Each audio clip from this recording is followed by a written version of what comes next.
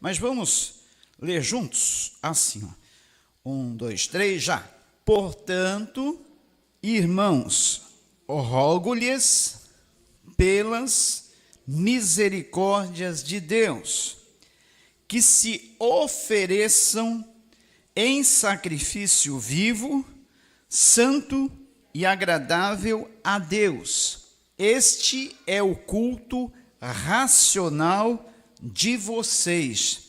Não se amoldem ao padrão deste mundo, mas transformem-se pela renovação da sua mente, para que sejam capazes de experimentar e comprovar a boa, agradável e perfeita vontade de Deus. Amém?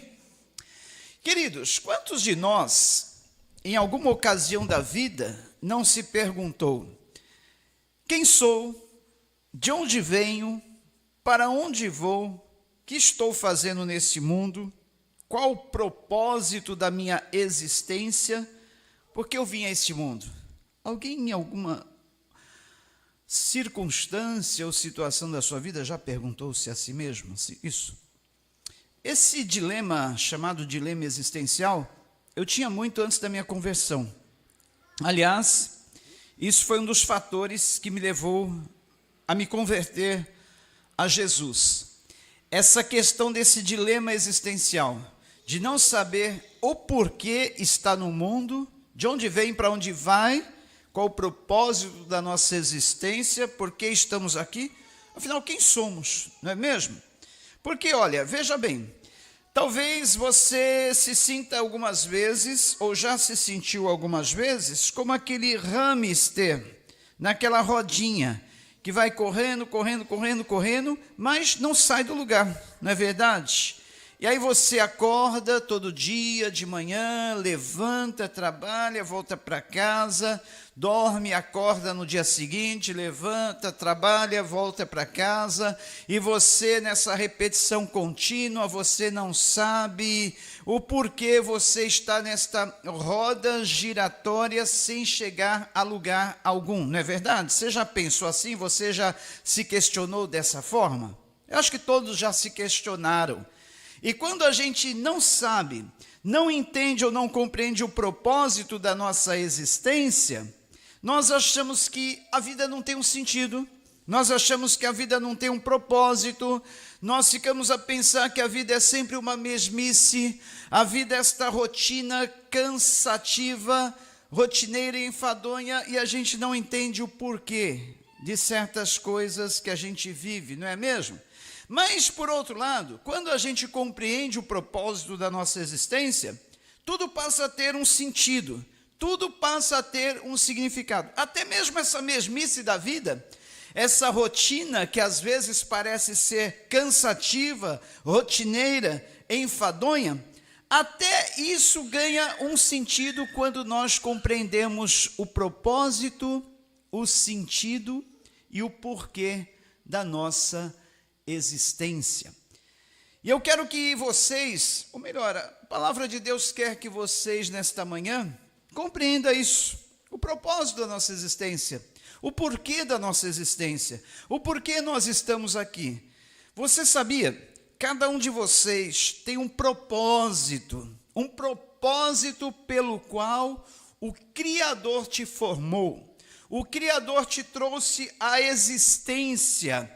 O Criador fez você nascer. Aliás, todo produto, antes de ser criado, tem um propósito para o qual ele foi criado. Concordam com isso ou não? Todo produto que é criado, ele tem um propósito para o qual ele foi criado. No Salmo 139, o salmista Davi ele se expressou dessa forma: Senhor, tu me sondas e me conheces. Sabes quando me sento e quando me levanto. De longe percebes os meus pensamentos. Sabes muito bem quando trabalho e quando descanso. Todos os meus caminhos são bem conhecidos por ti. Antes mesmo que a palavra me chegue à língua, tu já a conheces inteiramente, Senhor. Tu me cercas por trás e pela frente, e põe as tuas mãos sobre mim. Tal conhecimento é maravilhoso demais, está além do meu alcance, é tão elevado que não o posso atingir. Para onde eu poderia escapar do teu espírito? Para onde eu poderia fugir da tua presença? Se eu subir aos céus, lá estás. Se eu fizer a minha cama na sepultura, também lá estás. Se eu subir com as asas da alvorada e morar na extremidade do mar, mesmo ali a tua mão direita me guiará e me susterá. Mesmo que eu diga que as trevas me encobrirão e que a luz se tornará noite ao meu redor, verei que nem as trevas são escuras para ti.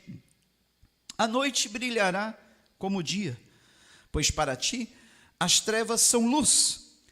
Olha que bonito, versículo 13. Tu criaste o íntimo do meu ser e me teceste no ventre de minha mãe.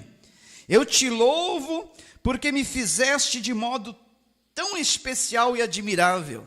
Você foi feito de um modo tão especial e admirável. Que coisa maravilhosa, né? Tuas obras são maravilhosas, digo isso com convicção. Meus ossos não estavam escondidos de ti quando em secreto fui formado e entretecido como nas profundezas da terra. O Senhor entreteceu os nossos ossos, tecidos, pele, nervos, veias, órgãos internos, externos, tudo de uma forma maravilhosa, pensando em tudo, combinando exatamente tudo. E olha, eu vou dizer mais, não existe na face da terra nenhuma pessoa com as mesmas digitais que você, não existe nenhuma pessoa na face da terra com as mesmas íris dos teus olhos. Olha só que interessante. São características peculiares tuas, que o Criador te dotou, para que você fosse alguém especial, para que você fosse alguém único, para que você fosse alguém singular. Não existe ninguém na face da terra igualzinho a você. Por isso que o Criador te fez de uma forma tão especial. Aí ele diz mais, o salmista: os teus olhos viram o meu embrião. Todos os dias determinados para mim foram escritos no teu livro antes de qualquer deles existir. Olha, isso significa que Deus tem o que para a nossa vida? Um propósito. E esse propósito foi determinado antes da nossa existência, antes de virmos a esse mundo. Porque como eu acabei de falar, todo produto é antes de quê? Antes dele ser criado, é feito um propósito para o qual ele foi criado. E na tua vida há um propósito pelo qual você foi criado, você foi criada. Há um propósito de existência. E é esse propósito que Deus quer que você descubra. Olha só, vou repetir, versículo 16. Os teus olhos viram meu embrião, todos os dias determinados para mim foram escritos no teu livro, antes de qualquer deles existir. Então, antes que nós viéssemos a existir, antes que nós vivêssemos os primeiros dias da nossa vida, Deus já tinha determinado um propósito para a nossa existência. E sabia você sabe, é claro, que os propósitos de Deus são sempre os melhores. Imagine, agora tente imaginar, que lindos propósitos Deus tem para a tua vida. Que lindo é esse propósito que Deus determinou para você. E olha, versículo 17, mais lindo ainda. Eu fico empolgadíssimo com esse salmo. É um dos meus salmos prediletos. Diz assim: como são preciosos para mim os teus pensamentos, ó Deus. Como é grande a soma deles. Se eu os contasse, seriam mais do que os grãos de areia. Se terminasse de contá-los, eu ainda estaria contigo. O salmista, depois de chegar a essa conclusão, que Deus o criou, formou com um propósito, ele começa a pensar que todos os dias da vida dele já haviam sido escritos num livro, num diário, numa agenda pelo Senhor. E que nesta agenda, nesse diário, nesse livro que o Criador formou para a sua vida, existiam e existem pensamentos tão lindos, pensamentos tão maravilhosos, pensamentos tão inumeráveis, pensamentos tão incontáveis, pensamentos tão infinitos, que se o salmista pudesse contar cada um desses pensamentos bons que Deus tem a nosso respeito, ele contaria, não chegaria ao fim. Por quê? são mais numerosos do que os grãos de areia que estão espalhados pelas praias dos mares do mundo todo. Olha quantos pensamentos bons Deus tem a teu respeito. Pensando nisso, queridos, eu creio que amanhã você vai amanhecer, acordar, você vai se levantar, você vai trabalhar, viver o seu dia de uma forma mais agradável. Pensar assim, não, tudo isso tem um propósito. A minha vida tem esse propósito. Ainda que eu sofra, ainda que venham lutas, tribulações, você sabia que até as lutas, tribulações da tua vida, Deus planejou e permitiu para aprimorar, aperfeiçoar o teu caráter? Romanos capítulo 5 diz, porque nós sabemos que a tribulação produz paciência, paciência por sua vez produz a perseverança, perseverança por sua vez produz a experiência, e a experiência por sua vez produz um caráter aprimorado, um caráter aperfeiçoado. Vocês vão ver daqui a pouco, em outro versículo que eu vou ler, qual o propósito da nossa existência. E para que Deus chegasse a esse propósito, as lutas, provações, tribulações na nossa vida são essenciais para que nós possamos ter o nosso caráter aperfeiçoado, aprimorado diante de Deus. Sabendo o propósito da nossa existência, até as lutas, tribulações, provações que nós passamos na vida, nós passamos a enfrentá-las até com mais gratidão, até com mais resiliência, até mais com perseverança, sabendo que elas têm um propósito. E o versículo 19, eu vou pular agora, versículo 23, sonda-me, ó Deus, e conhece o meu coração, prova-me e conhece as minhas inquietações. Vê se há em mim alguma conduta, algo que te ofende, e dirige-me pelo caminho eterno. Queridos, quando nós descobrimos o propósito de Deus para a nossa existência, nós queremos dar a Deus o nosso melhor, nós queremos fazer o melhor. Por quê? Nós descobrimos que Deus preparou o melhor para nós. Deus preparou os melhores caminhos. Deus preparou as melhores coisas para a nossa vida. Sendo assim, não cabe, não há lugar, não há espaço no nosso coração para nós lamentarmos, murmurarmos, para nós ficarmos como que reclamando, murmurando das coisas da vida. Não, Deus me criou para um propósito. E se eu estou no centro da vontade dEle, se eu estou dentro do seu querer, todas estas coisas irão contribuir para o meu bem, conforme diz Romanos 8 e 28, porque sabemos que todas as coisas contribuem para o bem daqueles que amam a Deus e são chamados pelos seus propósitos, chamados dentro do seu decreto. Você ama a Deus? Você está dentro do propósito de Deus? Dentro da vontade de Deus? Fica tranquilo, meu irmão, fica tranquila, minha irmã. Todas as coisas que acontecerem, ou estarão acontecendo, ou estão acontecendo na tua vida, estão contribuindo para o seu bem, estão contribuindo para que Deus realize este propósito para o qual Ele criou você.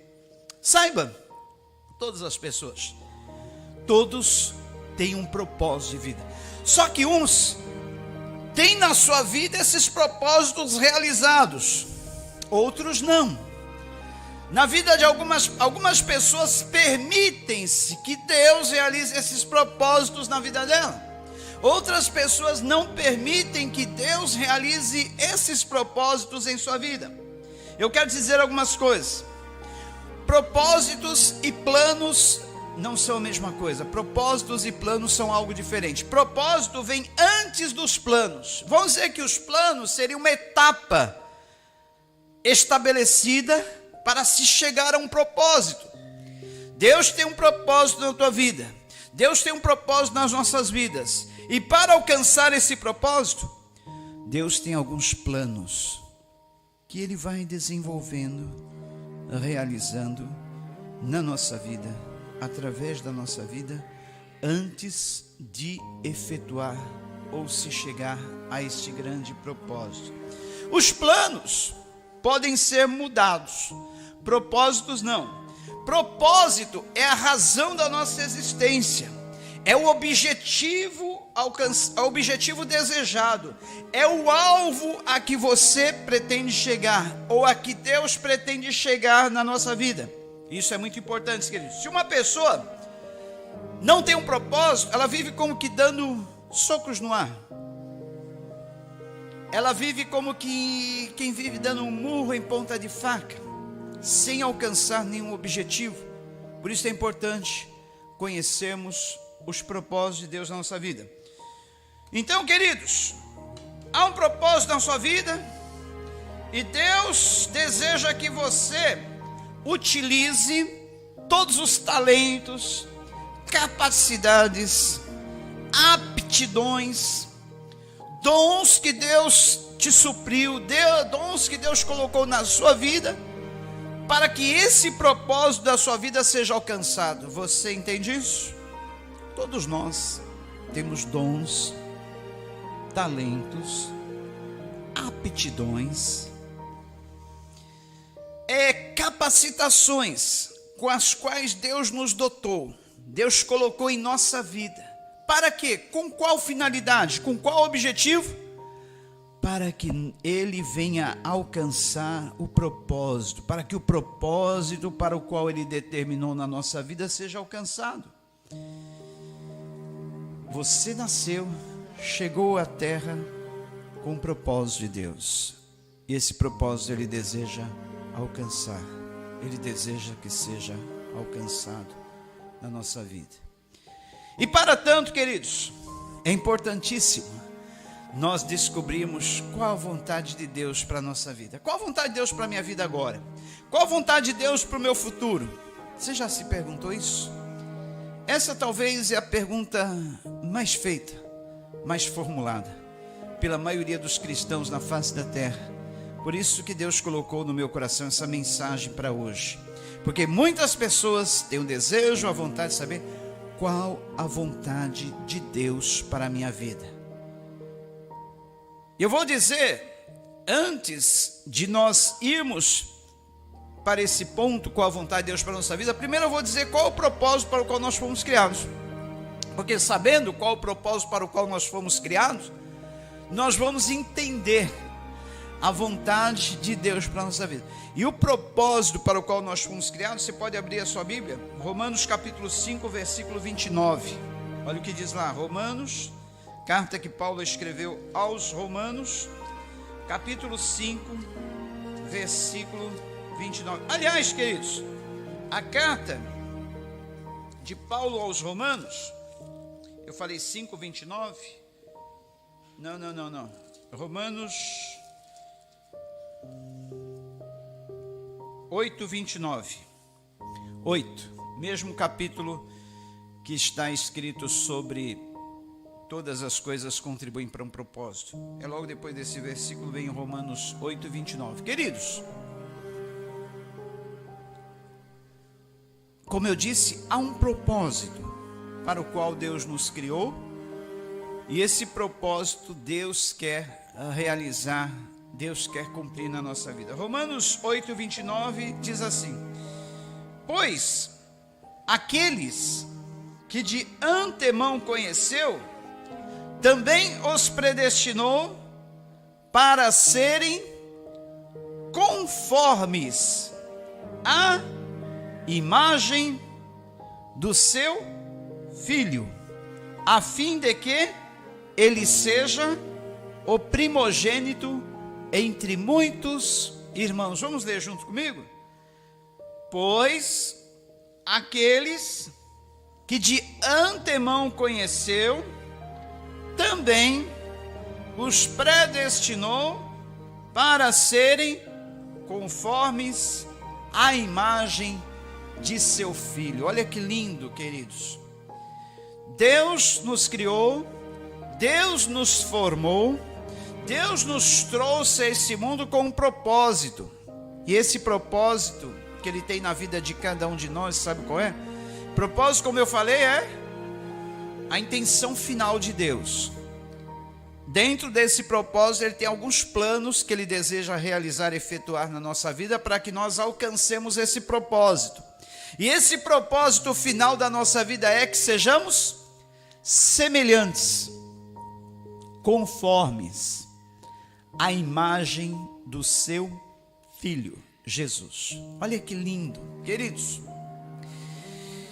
Eu tenho certeza que o alvo de toda pessoa que tem um encontro com Jesus, que tem a sua vida mudada por Jesus, o alvo de toda pessoa que tem um encontro com Jesus, que tem a sua vida transformada pela obra que Jesus fez na cruz do Calvário, eu tenho certeza que o objetivo dessa pessoa, o alvo dessa pessoa é ser cada dia mais parecido com Jesus, é ou não é? Você tem esse desejo na sua vida? Quando você lê os relatos de Jesus, a vida de Jesus, como ele fazia, o trato dele com as pessoas, a forma dele agir, o relacionamento dele com o Pai, nós não temos esse desejo de ser como Jesus? Jesus é a pessoa mais admirada desse mundo. Jesus é o nome que está acima de todo e qualquer nome nesse mundo. Até hoje, a história nunca conseguiu apagar o nome de Jesus e nunca vai conseguir apagar. Jesus mudou a história do mundo e das pessoas. Jesus dividiu a história do mundo. Jesus dividiu a existência do mundo em duas partes, a C e DC, antes de Cristo e depois de Cristo. Nenhum outro homem na história conseguiu realizar os feitos de Jesus. E quem não gostaria de ser parecido com Jesus? Nessa vida, nesse mundo, as pessoas têm o costume, a vontade de ser parecido com seus ídolos. Vamos chamar assim ídolos, entre aspas, ou até ídolos mesmo, sem aspas. As pessoas idolatram as pessoas admiram outras pessoas e gostariam de ser como aquelas pessoas. Por isso, esse afã da pessoa descobrir como que a vida de determinadas celebridades, artistas, pessoas famosas, porque elas querem ser iguais, imitar aquelas pessoas. Mas se há alguém nesse mundo que pode ser o modelo maior, que nós devemos desejar imitar, esse alguém é Jesus. Não existe outra pessoa nesse mundo a qual nós desejamos imitar mais do que Jesus. E Deus nos criou com esse propósito: sermos parecidos, conformados à imagem de Cristo. Sermos parecidos, conformados à imagem e semelhança de Cristo. Este é o propósito final da nossa existência: sermos parecidos, conformes à imagem do Filho de Deus. E para alcançarmos esse propósito de Deus, necessário é que nós descubramos e façamos a vontade de Deus para a nossa vida. Por isso que Paulo fala aos Romanos 12, 1 e 2: rogo-vos, irmãos, pela compaixão de Deus, que apresenteis os vossos corpos em sacrifício vivo, santo e agradável a Deus, que é o vosso culto racional. E não vos conformeis com esse mundo, mas transformai-vos pela renovação do vosso entendimento, para que experimenteis qual seja a boa, perfeita e agradável vontade de Deus. Agora eu queria pegar esse versículo e nós estarmos refletindo em cada uma das suas palavras, uma por uma, amém? Para que nós venhamos entender de forma final como nós podemos descobrir a vontade de Deus para a nossa vida, dentro do propósito que Ele estabeleceu para nós. Primeiro, a palavra rogo-vos. O apóstolo Paulo está usando algo que é como se ele dissesse: olha, eu peço, eu rogo insistentemente, eu apelo para vocês, de uma forma veemente. Rogar significa apelar de uma forma veemente, com muita insistência, com muita enfatização. E mais do que rogar, apelar, pedir veementemente, o rogo-vos determina uma ordenança de Deus. O que Deus, o apóstolo Paulo está rogando, está apelando veementemente para a nossa vida? O que ele está dizendo? Que isso é uma ordenança para a nossa vida. Que apresenteis os vossos corpos em sacrifício vivo, santo e agradável a Deus. Então Paulo está rogando, está pedindo veementemente, está determinando isso como uma ordenança para a nossa vida, que nós apresentemos os nossos corpos, a nossa vida, como um sacrifício vivo, santo e agradável a Deus. O que significa isso? Isso nos remete à oferta que o sumo sacerdote fazia lá no Antigo Testamento, de um sacrifício para Deus. Como que era essa oferta? Ele pegava um animal, degolava o animal, aspergia o seu sangue sobre o altar e colocava aquele animal sobre o altar como uma oferta, um sacrifício. E aquela oferta, aquele sacrifício daquele animal, depois de oferecido no altar, não podia ser retirado mais.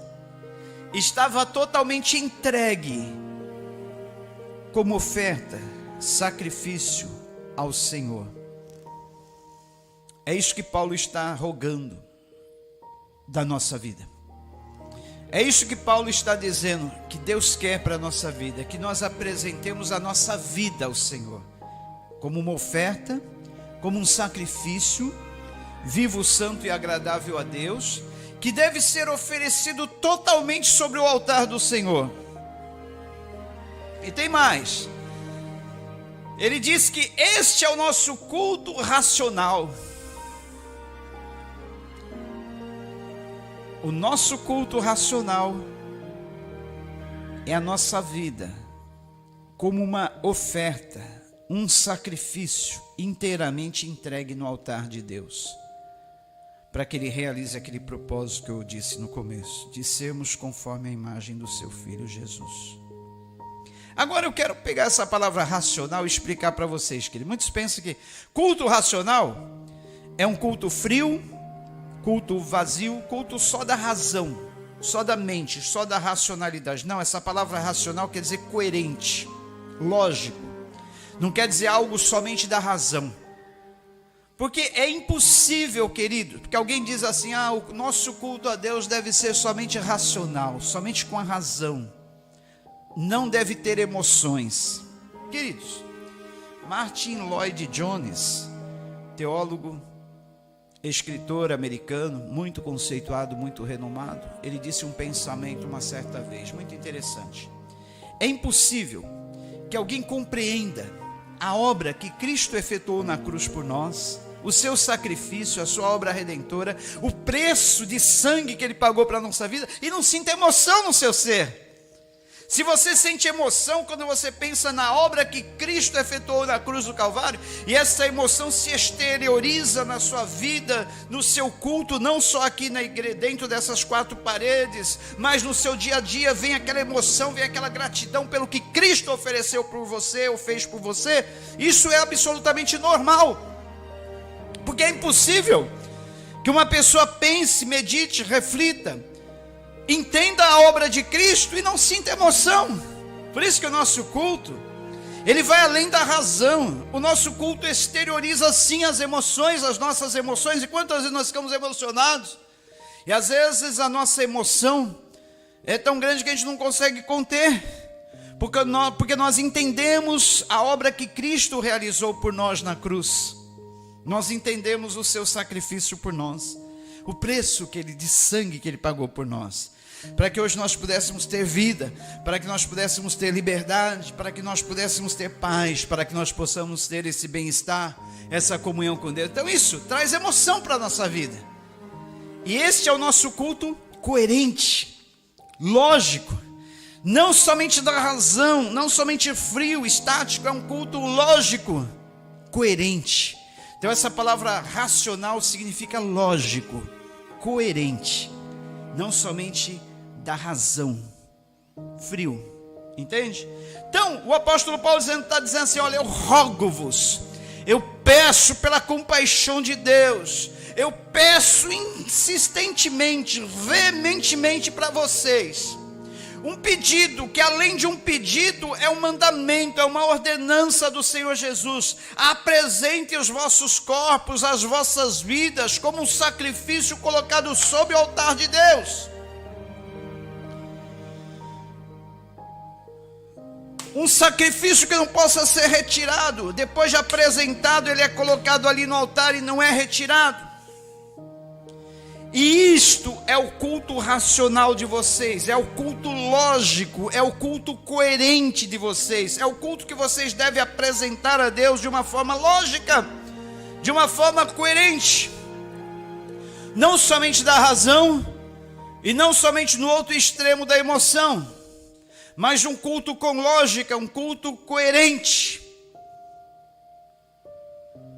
Esse deve ser o nosso culto a Deus. E não somente quando nós estamos aqui, dentro dessas quatro paredes, reunidos entre irmãos, mas no nosso dia a dia. A nossa vida deve ser um sacrifício apresentado no altar. E o que isso significa para nós, queridos? Todo o nosso ser, a nossa vida, os membros do nosso corpo devem estar apresentados a Deus, para o serviço de Deus, para o louvor de Deus. O que nós estamos fazendo com os nossos olhos, o que nós estamos vendo, o que nós fazemos com as nossas mãos, o que nós estamos tocando, o que nós fazemos com os nossos pés, onde estamos indo, onde estamos pisando. Tudo isso tem glorificado a Deus na sua vida, na minha vida, na nossa vida? Tudo isso tem sido para a glória de Deus? Você utiliza todo esse corpo seu para a glória de Deus, para honrar, glorificar o Criador que te fez com o propósito de você ser semelhante, parecido, conforme a imagem do Filho de Deus? Tudo que você faz na vida tem contribuído para esse propósito? Paulo está dizendo, esse é o nosso culto racional, esse deve ser o nosso culto racional. E aí ele vai mais, no versículo 2 ele diz assim, não se amoldem ao padrão desse mundo, não tomem a forma desse mundo, não se amoldem, mas, por outro lado, transformem-se pela renovação da sua mente. Transformem-se. Essa palavra transformar, ela vem de uma raiz que é a palavra formar. Transformar significa tomar a forma. Trans significa transição, transformação. Daí a palavra transformar. Transformar significa tomar a forma. Aí Paulo está dizendo, não tomem a forma desse mundo, mas modelem-se dentro do propósito de Deus. Qual a forma desse mundo? O mundo vive a forma camaleão, cada hora mudando de cor, cada hora mudando a sua aparência. Vocês podem ver que hoje o mal é chamado de bem, o bem é chamado de mal. Hoje, o que era indecente no passado é decente hoje. Hoje, o que era incabível no passado é cabível hoje. Hoje, o que era irrecomendável no passado, eles recomendam hoje. O mundo mudou a sua forma, não é mesmo? E a gente pode ver isso claramente. O mundo se transformou conforme o seu padrão. Ele assume as suas formas, de acordo com a sua cultura. E as culturas não podem mudar os padrões bíblicos. As culturas é que têm que se amoldar aos padrões bíblicos. Não os padrões bíblicos mudarem, para se adaptarem à cultura. Porque hoje em dia, querem mudar a Bíblia. Alguém já até falou em criar uma nova Bíblia, que se modele à atual cultura do mundo.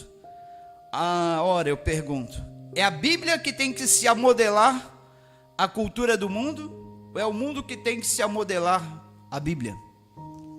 Está todo errado, queridos. A Bíblia, ela mesmo, é a palavra de Deus, desde que Deus a inspirou aos homens, e sempre será, nunca poderá ser mudada. Conceitos modernos não podem mudar as normas bíblicas.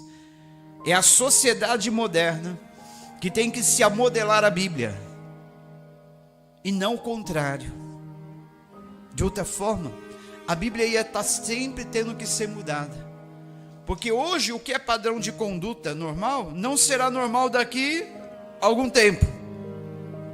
O que hoje é padrão de conduta normal, não era normal há tempos passados. Então os conceitos vão mudando. As formas de pensamento vão mudando. A cultura vai mudando. E tem mais, de país para país, de sociedade para sociedade, a cultura é diferente. Será que a Bíblia teria que se amodelar a todas essas formas de culturas diferentes? Não. São as culturas, a forma de pensamento que tem que se amodelar à Bíblia, a palavra de Deus.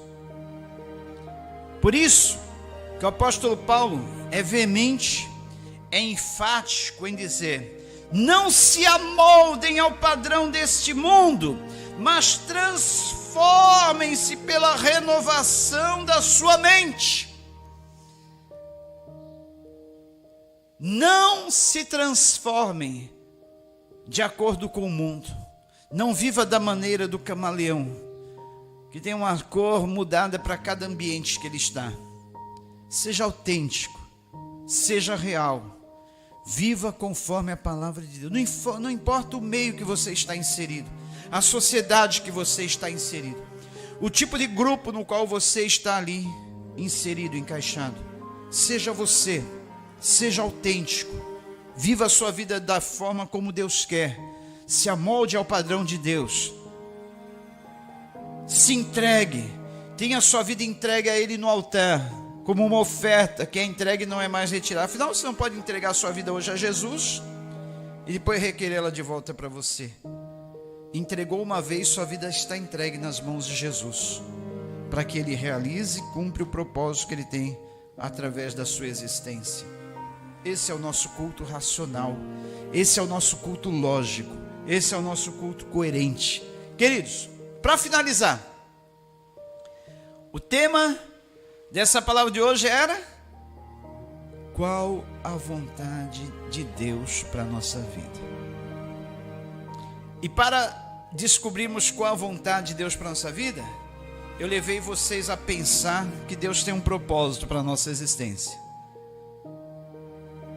E que dentro desse propósito nós temos que nos oferecer a nossa vida no altar de Deus, para que Ele realize e cumpra na nossa vida esse propósito.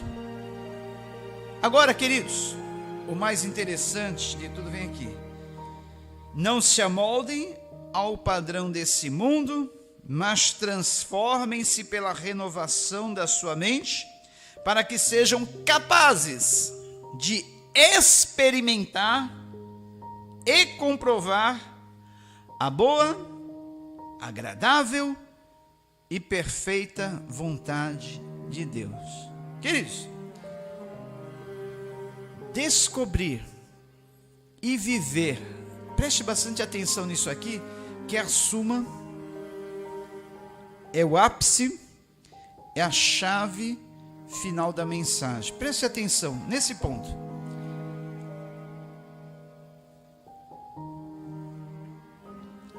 A vontade de Deus para a nossa vida não é a causa, ela é a consequência. Quando a nossa vida está entregue no altar do Senhor, como um sacrifício vivo, santo e agradável a Deus, quando nós não estamos modelados ao padrão do mundo, mas transformando-nos dia a dia, nós inevitavelmente, consequentemente, vamos experimentar a vontade de Deus na nossa vida. Vamos experimentar e comprovar a vontade dele na nossa vida. Vamos experimentar a vontade dele e comprovar que ela é boa, perfeita e agradável. Final. Entenderam? Em suma, a vontade de Deus, descobrir a vontade de Deus é consequência de uma vida entregue nas mãos de Deus, de uma vida no altar de Deus, de uma vida não modelada aos padrões do mundo, mas transformada, conformada à imagem de Deus, tomada a forma de Deus. Com isso, experimentamos a vontade de Deus e comprovamos que ela é boa, perfeita e agradável. Entendeu? Não há necessidade de repetir. Então a vontade de Deus para a nossa vida é consequência, queridos. O nosso papel, a nossa função, não é tentar descobrir a vontade de Deus, mas é entregar a nossa vida.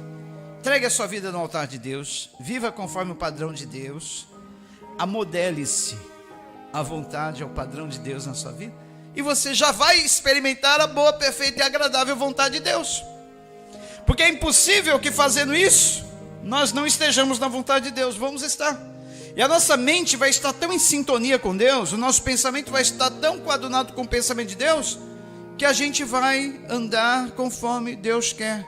E tudo que nós fizermos na vida vai contribuir para isso, para que nós estejamos dentro desse propósito. Queridos, para finalizarmos ainda,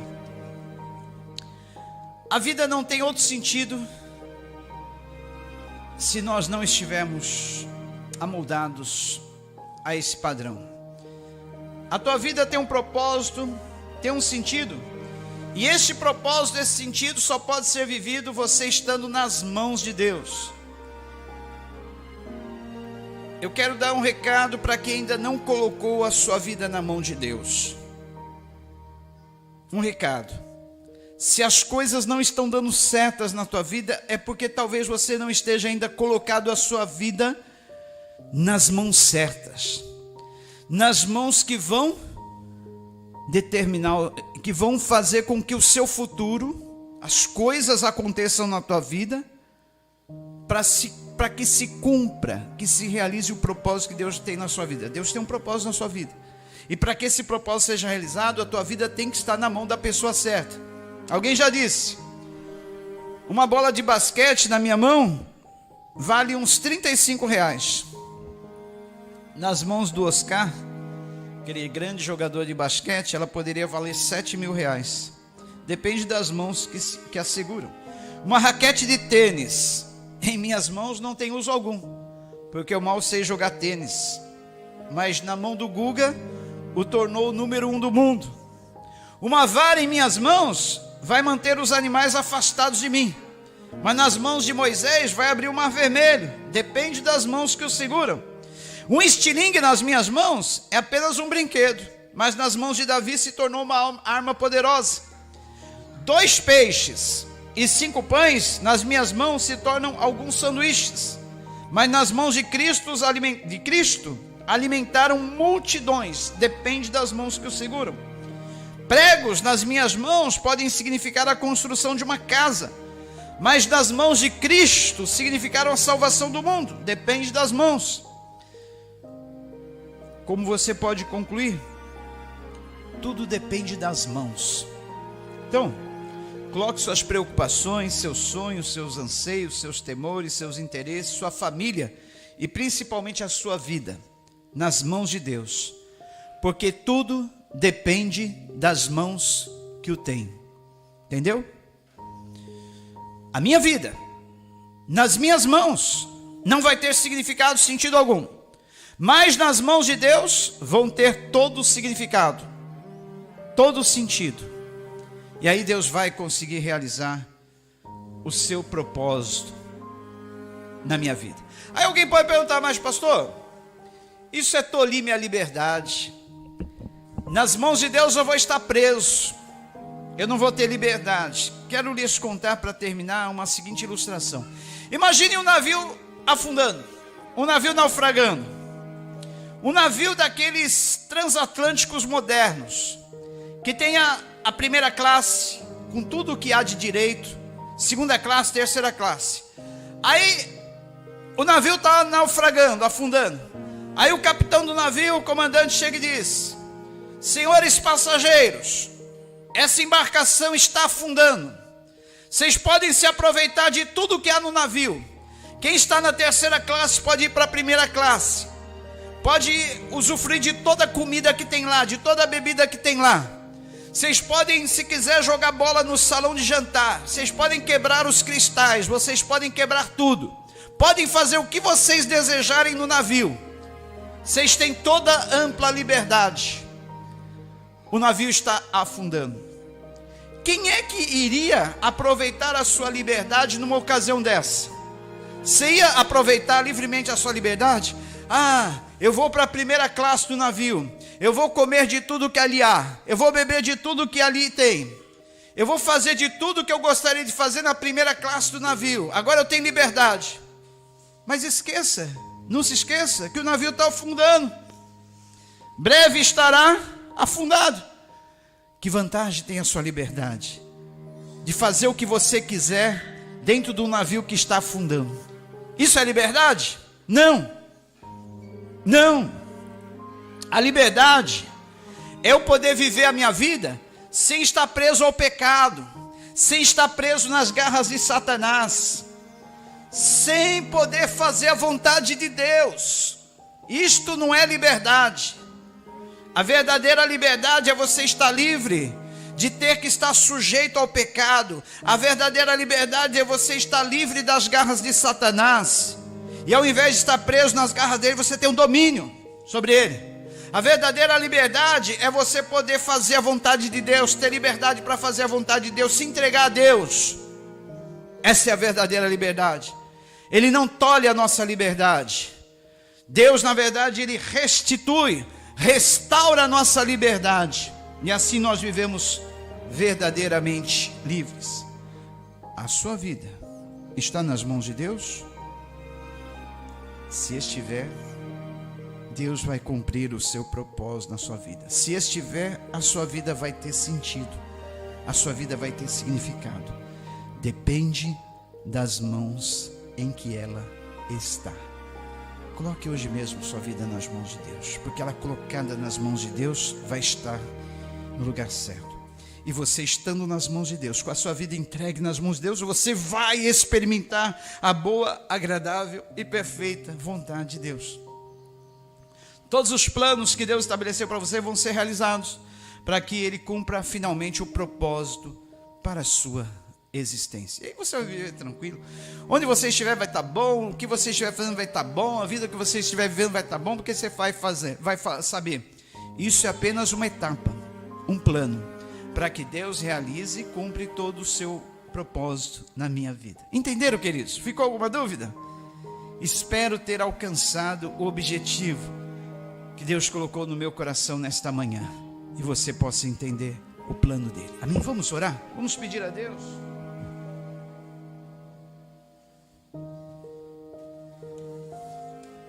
Que assim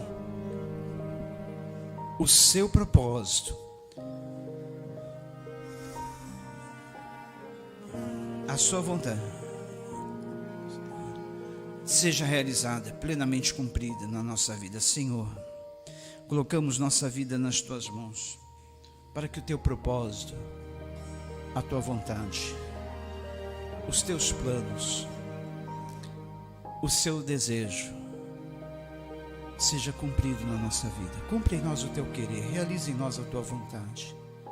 Faça como tu quiser. Entregamos a nossa vida no teu altar, para que tu realizes teus propósitos em nós.